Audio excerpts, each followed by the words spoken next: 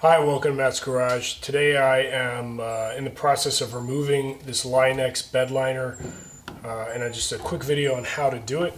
But the reason I'm doing it is because when they put it on, they sprayed it on way too thick. It's taking up a lot of clearance. This is actually not as thick. It was up to 1/4 inch in places, and I'm doing a restoration, want to weld up some holes and don't want to weld near it, and I just want to reapply it the way I want with the top coat that I want. So off it comes. Now, this stuff can be pretty hard to remove, especially if they prep the panel right. So I'm going to kind of show you on a place that I haven't lifted up yet how you do it. You need a utility knife, a scraper of some kind is useful, a hammer for the scraper, and then some channel locks. That's about it. So I start by scoring, and obviously you want to be careful.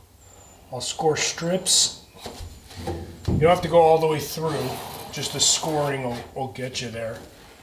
And, let's just say a good 8-inch strip. Go as far back as you like, and then you got to kind of get it started. So you get under there with the scraper, and you lift it up. Now, depending on how well they prepared the surface when they installed it, will tell you how hard it is to get it off of the painted metal. Grab some channel locks. The thinner it is, the more likely it'll do that. So prepare for some pullback. I didn't mention it's not easy.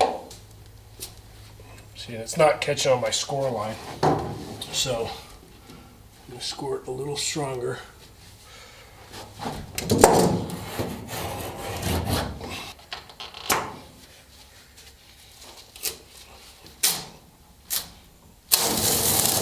See that?